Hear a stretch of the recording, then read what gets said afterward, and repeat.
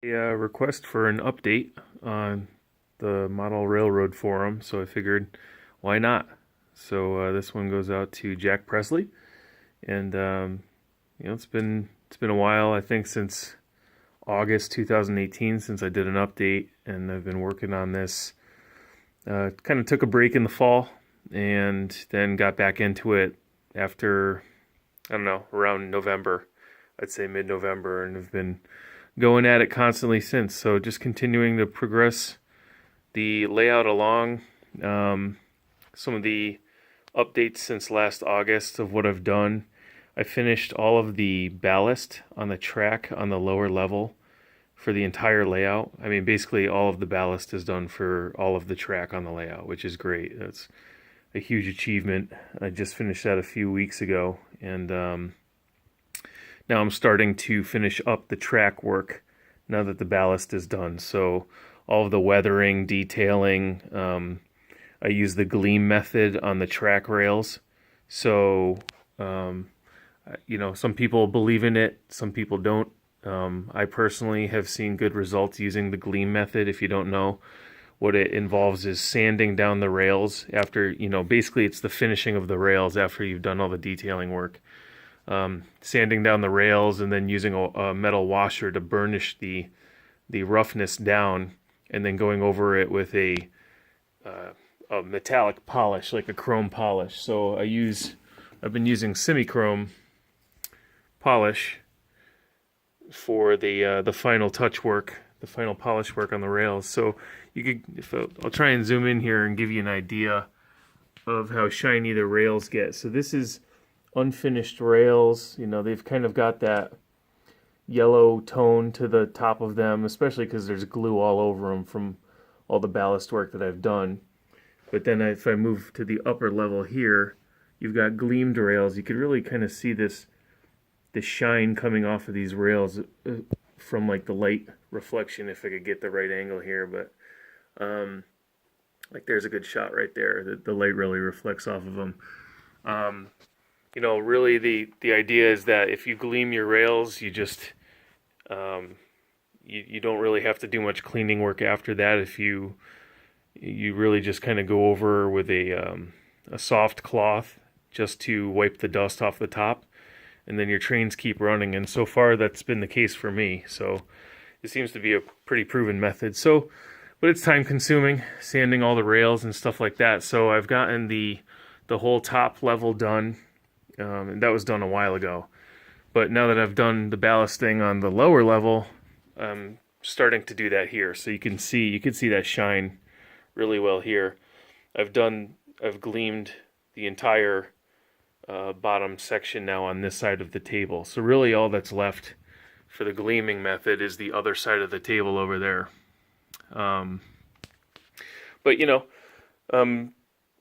doing other things like I'm using pastel powders and putting like the brown in between the tracks to kind of give that idea of weathering. As it rains, the rain runoff piles down into the lowest point of the track ballast and collects there, and it gets dirty. So I'm just starting to add those touches there, and I'm using a black pastel to add some. It's hard to see here, but it's better seen over here. You could really see like the oil stain from the locomotives in the middle of the track. But as I use a vacuum, I kind of go over this and it lifts up a lot of that excess powder. So which is what I've done over here. So it's not as apparent as you see. I haven't done the vacuuming over down here yet, so that's why it's so saturated still. But starting to build structures. Again, these are the last two structures that I'm working on. This is a cement silo, which is where all of the gravel from the quarry gets delivered. So that gets delivered down here, and in theory supplies cement to cement rolling stock that I'll eventually have on the system. And the other structure I've built it's really a printing company kit, but I'm making it a furniture factory. And the reason why I'm doing that is because I have the logging supply over up here on the upper level where these logging cars are. and those are going to supply logs down to the sawmill in the middle of the layout here, and then the sawmill supplies lumber to the furniture factory. So those are the furniture factory, and the concrete silo is the last two structures, really the big structures on this system. So everything else is now just kind of landscape detailing work, building trees. Trees are super tedious. I don't quite enjoy them, which is why I'm really procrastinating on the mountains at this point. But I'm using a technique to custom build the pine trees. The pine trees, it's a technique where you use some steel wire, and then you use a power drill to twist the wire.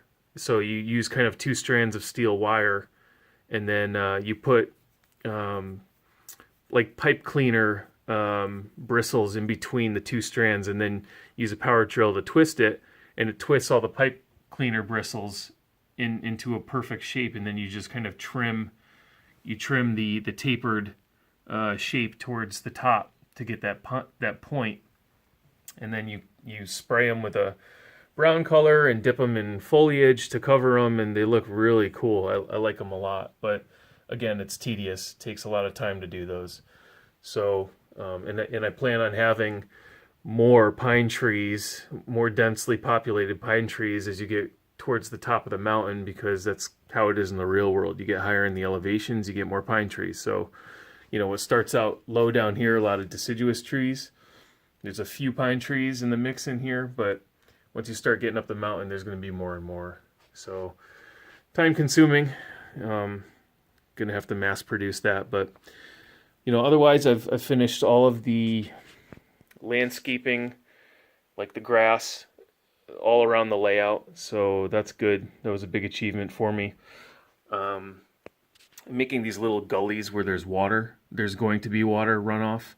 So right now I'm using the pastel powders to just color those water trenches where the water is eventually going to go.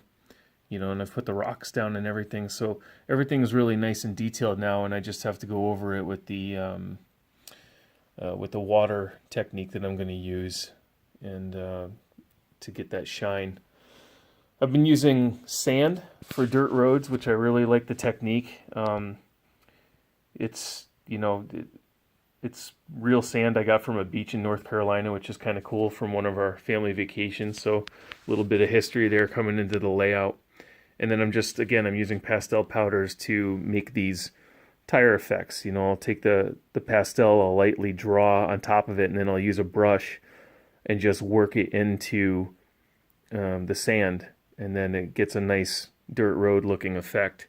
So this entire dirt road that comes off the layout is kind of the entrance into the rail yard area, where everything, all the gray ballast is the rail yard, and then you have the main line next to it. So I'm going to have probably a little like a mobile trailer here for the main operations, a couple of cars of employees that are parked there, and a lot more activity going on, but I needed to get the base area done. So you can see I've drawn the tire lines from, in theory, where the cars take a right and a left turn to park against the wall.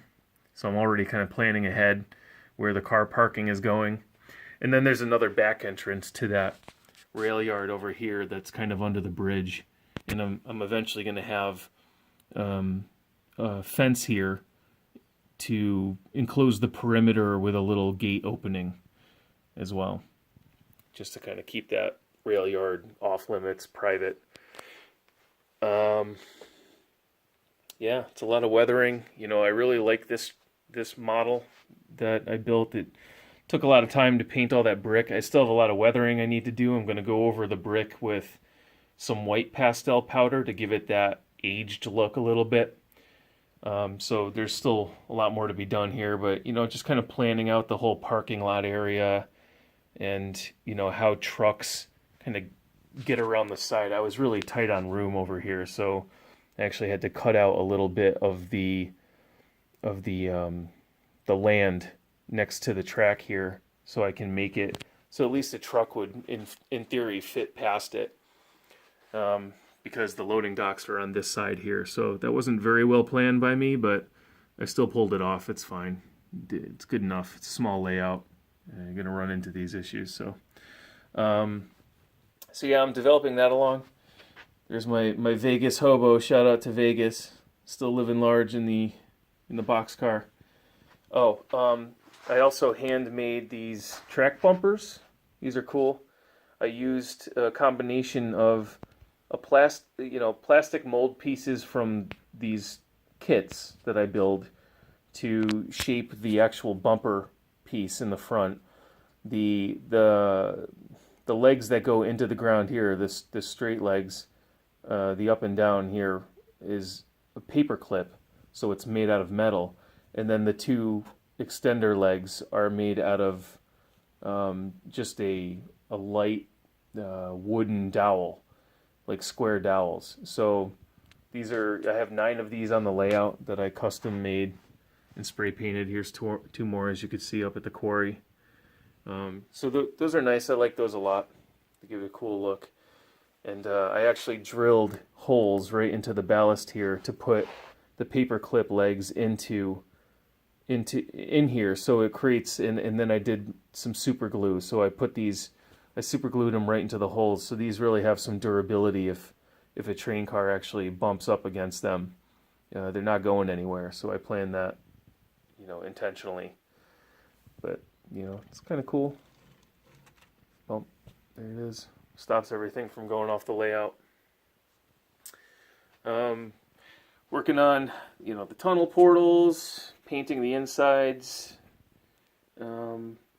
weathering them so they have those kind of smoke lines, and weathering the abutments that go up next to them, and just kind of weathering. A lot of detailing at this point. This platform, I still need to come up with something. It's a station. It's supposed to be kind of like a commuter rail type of elevated platform, and everything on here is pretty much going to be a custom ad. So I have to come up with a plan of what I'm going to do. I have some stairs over here on the far edge here. They're kind of dirty, but I want to have probably a little tower that would be an elevator access for handicap, and I want to have some sort of roofing over the platform where people would stand under, if it were raining, things like that. So I'm just constantly in my head trying to come up with a plan for that. But really my big push right now is trying to get these rails all finished, because I'm at that point where I'm not making as much of a mess on this layout anymore. So I'd really love to just have trains running while I'm sitting here banging out the rest of the stuff that I want to do. So I'm working towards that. So once I finish that side of the layout with all of the gleaming, then I should be good to go and be running trains on here a lot. So I still run one occasionally, but you got to clean the rails, get the dust off of them. It takes time. And a lot of times I come down here, I just want to get into it. I just want to get into building and continuing to progress this. So I'm not always running trains on the top level. But one thing I got to say about this particular kit, I don't like it. You could see the roof doesn't really go flush up against the silo curvature. The way the silos were actually put together, you could see these kind of creases. I had to go over them, and I didn't do a really great job. I think I used the wrong material. I should have used a joint compound. Instead, I used like a caulk that was difficult to sand. But these pieces, the way they come together, they left these gaps in like halfway in between the silos, and I really don't like this kit. It's a Walthers kit. I think it's like Medusa concrete or something like that. But whatever. The kit works for the space that I need, but I really didn't care for the overall quality of the kit being put together. So yeah, I also have to gleam the rails in the middle. This is going to be a challenge because, I already have weathering done to the track that goes through the middle of the layout here, and I'm going to have to put some tape down in between so that when I do the sanding and I do the burnishing with the washer, that it doesn't damage all of this ballast and sand that I've put down already, and then kind of ruin the weathering and the detailing I've done as well. So that's probably the part I'm most not looking forward to in the future. But yeah, I mean, that's my update. I think I covered just about everything since August, so thanks for watching.